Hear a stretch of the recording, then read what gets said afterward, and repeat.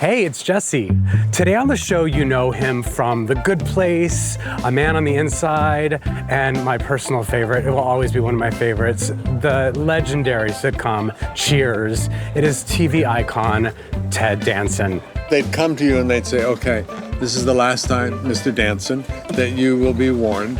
And if you don't leave now, we will have to put handcuffs on you and arrest you. This is Dinner's on Me, and I'm your host, Jesse Tyler Ferguson.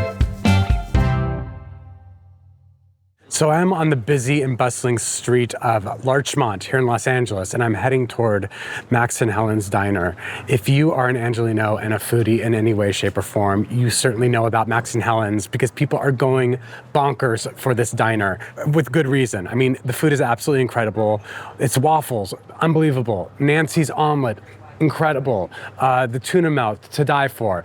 And it all has that special touch from its founders, Nancy Silverton and Phil Rosenthal. Nancy, of course, is an award-winning chef and baker here in Los Angeles, the founder of Mozza. And Phil Rosenthal, the creator of Everybody Loves Raymond and the star of his own show, Somebody Feed Phil. I saw Ted Danson here a few weeks ago. We were both waiting for the bathroom here at Max and Helen's, and we said there in the bathroom line, you should do my podcast, and we should do it here. So listen, you put things out into the world, and sometimes these dreams come true. And I am very excited to have a conversation at Max and Helen's with my idol, Ted Danson.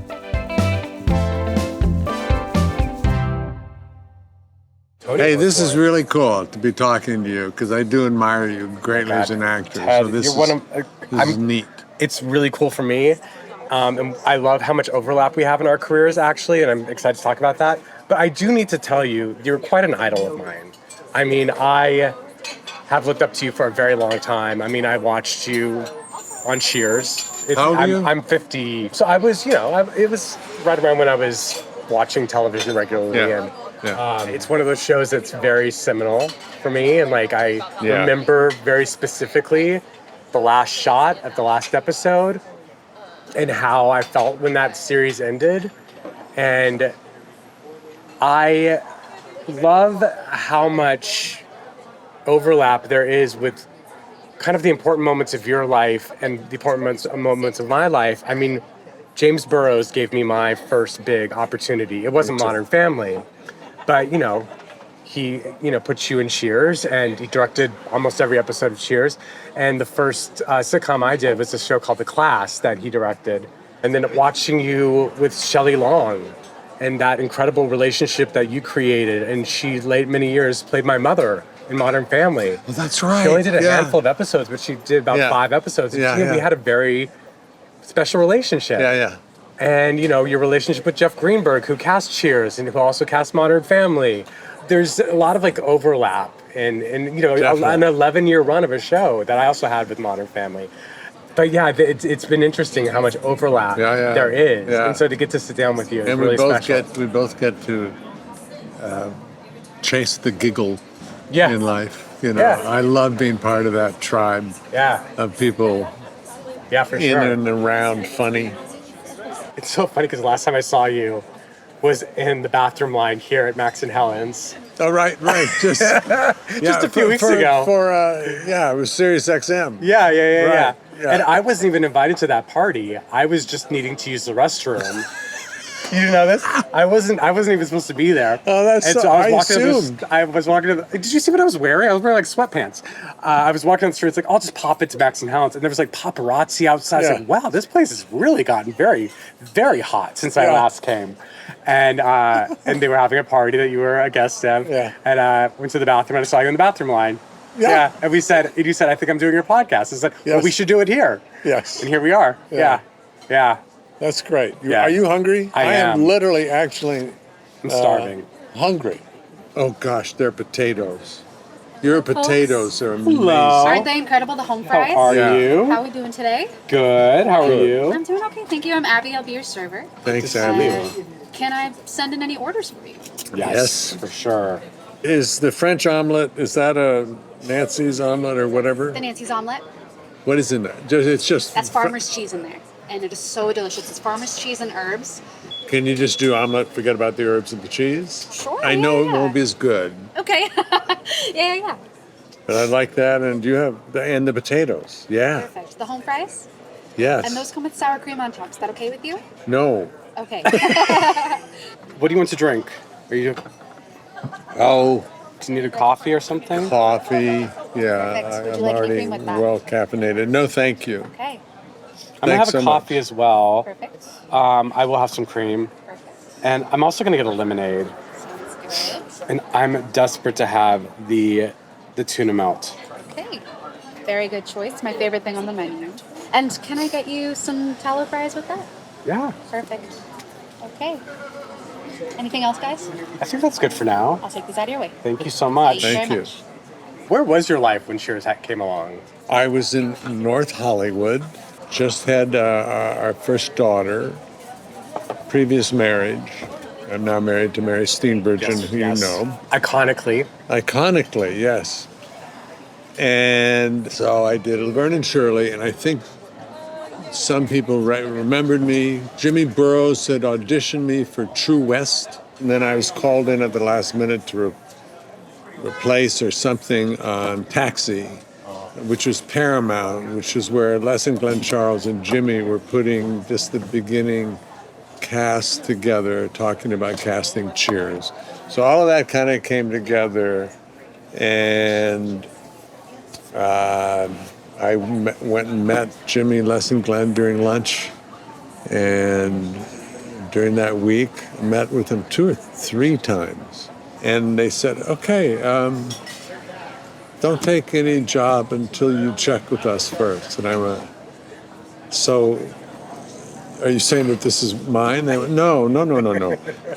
Just check with us. Yeah. And I went out, there's a kind of a long office, had a back door this way and a front door this way. And I went out the back and I looked down the hallway, and there was kind of like 40 actors coming up the stairs, God. to audition. Yeah. But it was one of those first times that I had just gone, I'm going to stay positive. I love these mugs. Thank you. by I do the too. way. They're so fantastic. You probably sell these, right? In theory, we do. We have been out for many weeks. Okay. So. Max and Helen's, that's where we're eating. This is Phil's mother and father. Yeah. Max and Helen. So to Max and Helen. To Max Yeah. and Helen. Yeah, cheers. Cheers. Modern Family. In all fairness. I was like, and I'll say, oh, you already did it. I see what happened.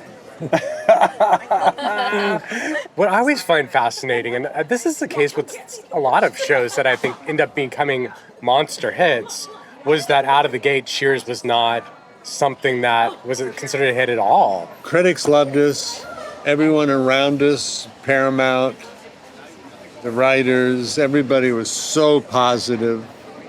Don't pay attention, just keep doing it kind of feedback, which was lovely. But we were dead last one week in the ratings. We were like, Jimmy likes to say we were 75th out of 70. There were only 70 shows. Isn't that And he was amazing? 75th, yeah. They later said, oh, no, we weren't brilliant programmers. We had nothing to replace Cheers with, or we would have.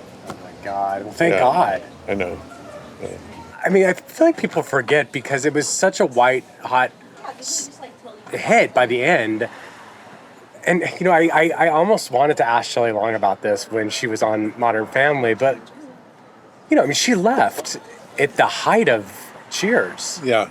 She did 5 years, and then 5 years, and then she left. And she had, quite a successful film career. But I always was so...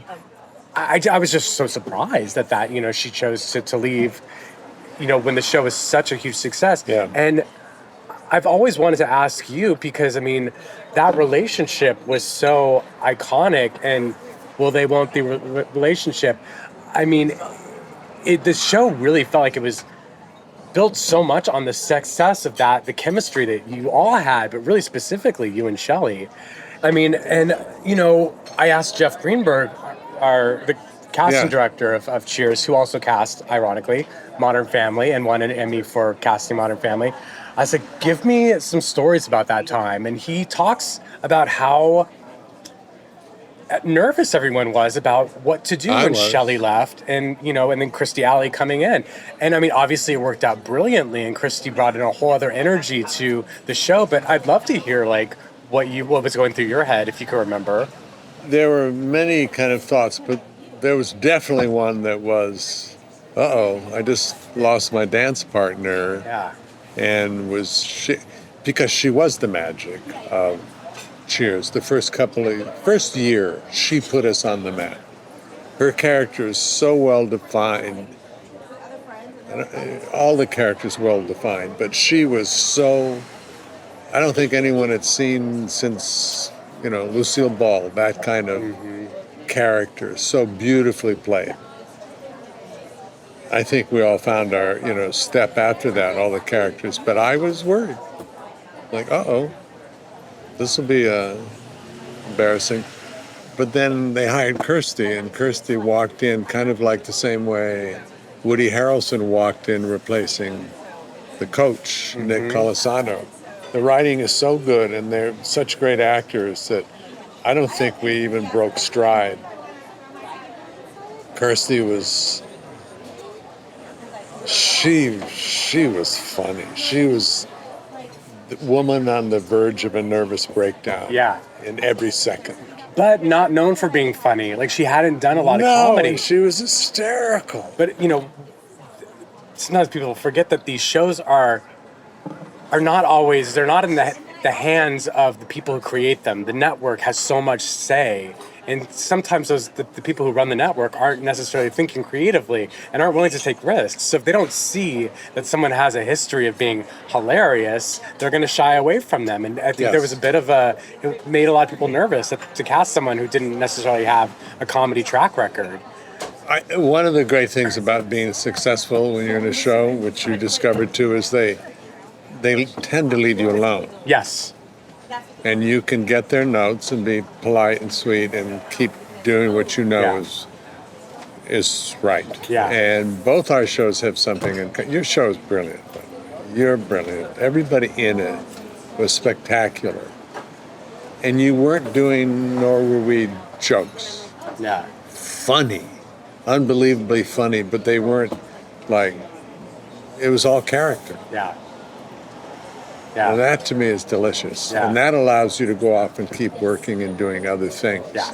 Because you're not just a stereotype that people love that won't let you move on from that. Yeah. We were all very lucky to have such good writing.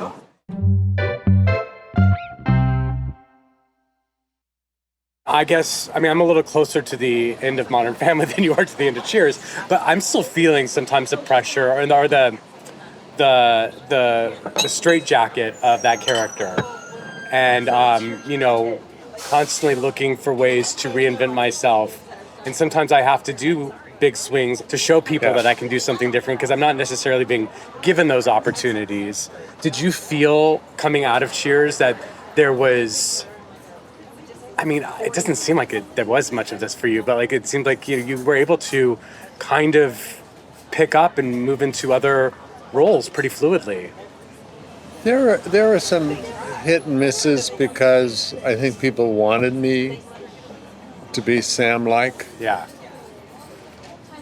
Or at least that energy or whatever. But I was aging and it no longer was funny. Good news. Or we I were couldn't able to make do it the funny. Nancy's omelet no cheese. Yes. Just for you. Tuna melt. Oh my right back with your God! own Did you fries. hear that? Thank you. All right, that does look astoundingly good. This is comedic timing. When you ask a really good question, And then you get a... Riot. Yeah. I think it's up to you. It's Yeah. up to you, and it's up to you finding great writing. Yeah. Because whenever I was allowed to do something else, it was because the writing was really good. Yeah. Becker was really beautifully written. And totally different. This is actually very Good to good. eat. I'm finally going to try this. The thing about this place is I don't understand how they make all these sort of classics that you would get at any diner. They don't do anything fancy with this, but it's the best version of home fries or an omelet or Yes. a tuna melt that you could possibly get. It And is I don't know a that they're- diner out of the 50s. Yeah. Even the menu is Yeah. We also, another overlap is that we both grew up in the Four Corners area. Yes. You in Arizona, Albuquerque. me in Albuquerque. You had a tougher road. I would say New so. Mexico's, I mean, yeah. New Mexico. Yeah, New Mexico Yeah, is an unbelievably beautiful state. absolutely. Albuquerque. You have the Pueblo tribe. Tough little town. Albuquerque's a tough little city. You haven't shot there? No, Mary has, so I visited, and I used to do something with Hopi, Navajo, Zuni, Pueblo tribes called Futures for Children, and it was located in Albuquerque, so I was there a lot doing that, and that was a big part of my life. Your dad was an archaeologist and worked a lot with the indigenous tribes, right? He was the director of a museum later in life after being a professor. And one of the mandates, it was a natural history museum, was to support, nurture the arts and crafts and culture of that Four Corners area. And my friends growing up, my best friend was Raymond Coyne, Hopi. Father was he worked at the museum, but he was an amazing silver artist, jewelry. And I had a Navajo friend and a rancher friend. We lived outside of town.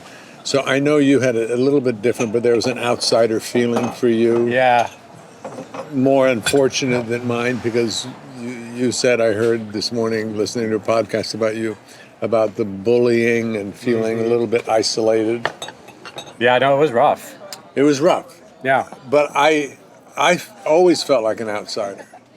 I had my little clan of 3 people, but I was never a townie. And then I went away to a prep school in Connecticut, which was like a different world. It gave me an amazing education. I had huge fondness for Kent's School for Boys, but woof, very different. It was Catcher in the Rye versus some little kid running around the Hopi, villages, watching Kachina dances, and just such an innocent, no pop culture, no TV, How did you decide you wanted to be an actor without that exposure to like Hollywood and television? And whenever I went to my cousins in Pasadena, which we did every Christmas and every summer for like a week or two.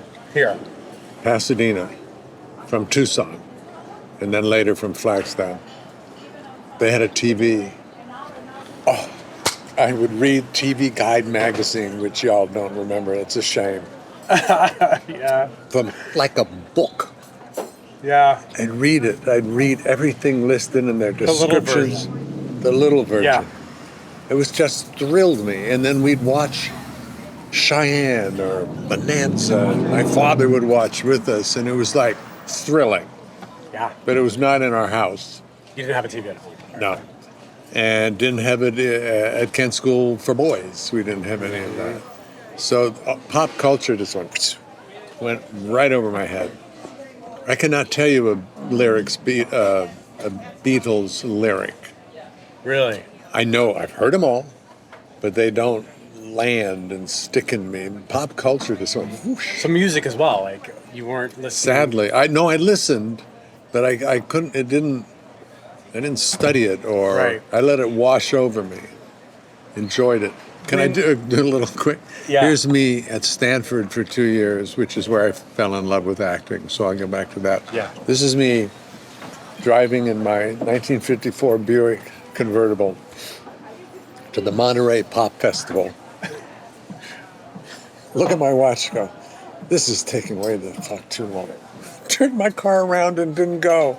I missed the 60s. I missed everything. Yeah. Literally. Yeah. And not because I was stoned or doing drugs, just because I was, Looking the other way. Thank God there's a description called acting. Yeah. There's nothing else I could do. I fantasized my way through life and daydreamed my way through life. And so you found I went to Stanford, played basketball at Kent. It was my life, saved me. It was my passion. And no one could tell me what to do except the basketball coach. And I would just, if I got into trouble, they'd have him talk to me. Yeah. Coach Wood. And you were good Jim at it. Wood. Good enough for this little 300 boy school. Any decent sized high school would have trampled us.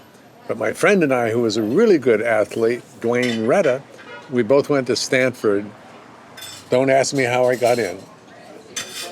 Went there and decided to go out for basketball. You know, he walked onto the court. I went and looked, and it was like, oh, just a different game. A different league. Lou Alcindor was a freshman at UCLA the year I was a freshman at Stanford. Wow. It was just so sad, just my dream. And about a few months later, maybe the second year I was there, I found acting. Through the plays there?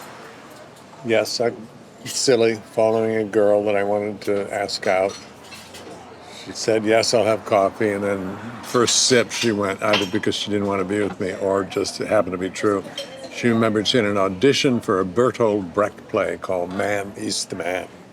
And I said, can I come with you? And she went, I guess. But to stay in the room, I had to do something. I had to get on stage. And I made something up. I heard some people laugh. And it was like, this little teeny light bulb. Got the smallest part, you know, second rifle carrier from the left kind of part. But man, I started taking an acting class, drove my station wagon to the back of the theater, and just slept in the back of my station wagon. Really? And didn't leave. And people said, you seem serious, you should go back east. Went to Carnegie Mellon. Great school. Yeah.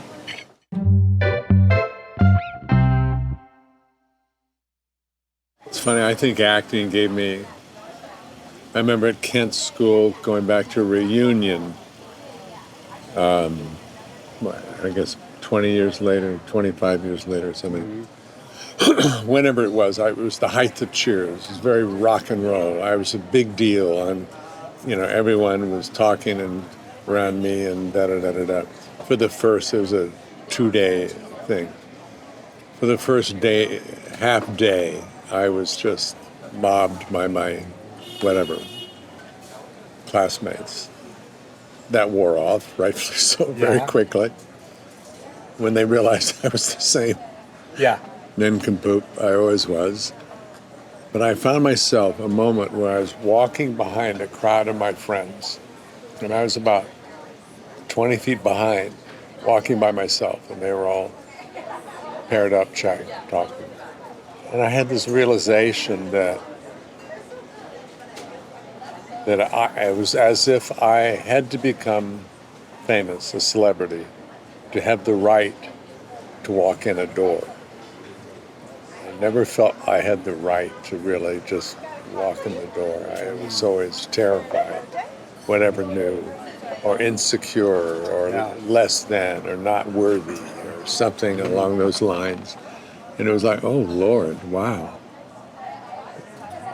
I to this day, I don't know that I would call you or anybody else and say, hey, Jesse, let's go have a beer and talk. I'm loving talking to you, Jesse, right now, because it has a format that is familiar. It's a work format. We're both working. We're both a team. We're both playing. And I love that. But I wouldn't be the guy, Woody, my fellow co-host, sometimes, you know, genuinely has swarms of people in the world, all over the world, who love him. And he loves them, and they hang out with he and Laura, and they're always hanging out. I don't hang out. This is lovely. We'll say goodbye. And I will get in the car and drive home to Mary as fast as I can. I get it. Because that's where for many reasons. But that's what I love about doing podcasts. I get to hang with people I might not at a party. I'd be embarrassed. I'd be saying, oh, hey, or whatever. Do you get embarrassed? Like, are you nervous to say hi to people? Like when we were at that event a few weeks Less ago. Less so. The fact that I have been around long enough, and I do have some degree of value in our community, and I'm 78. There's something that happens at a certain age. Yeah. If you're still working, it's like, he might break, so let's honor him. Right. He might trip This might and be fall. it. This could be it. So you get a lot of Mr. Danson. You get a lot of that you Sure. wonder whether it's earned or just, whatever. So I do go up to people, but I won't hang. It'll be a hit and run. Right. So I love this. I Yeah. love Jesse, same. getting My to know God. you a little bit. I just had Mary Elizabeth on the podcast. Actually, her episode just dropped this week. So lovely. So lovely. So smart. So quick. smart. Had such wonderful things to say about you. But how are you feeling with this moment in your life with Man on the Inside? And like what I love so much about the show, and I had a bit of a discussion with Kathy Bates about this. She's on Matlock right now, and her sort of relationship with that show and the themes of that show being, an older person who people kind of forget about and don't take quite as seriously. And a lot of times these her character feels like she's disappeared because she's not taken seriously because of her age. And those themes are somewhat, I think, present in your show as well. I mean, you're an undercover investigator, and I loved the first season. In the nursing home, my mom was in the last few years of her life was staying in a nursing home, so I had a very specific relationship with the culture of what a nursing home is, and so I found it really fun to sort of watch that being played out on a television show. But it's a show about so many other things. It's really blossomed into really a lovely character study, and I love the themes of this show, and it feels fresh in a way that I don't know if you told me the log line of the show, I would think that it would feel fresh. Yeah, Mike Shore. The creator, Yeah, Mike Shore, I've worked with now for 6 years. He did The Good Place, right? Yeah. Which is about how to live a purposeful life, an ethical life. Try to be a little better every day. And then this was about, can you stop grieving the death of your wife and isolating and get out into the community and give your life purpose again? It was about, it was a message to all of us, to younger people as well. You are as a 78-year-old, Jane Fonda. She's my hero and my wife Mary. But Jane's 85, and she is full steam ahead, making a huge difference in the world. So young girls can look at Jane Fonda and go, oh, there's no shelf life to my value in the world. I can keep going, acting and making a difference in the world forever. That's an amazing message. So she's not just telling people her age, keep going, come on, let's go, keep going, which is of value.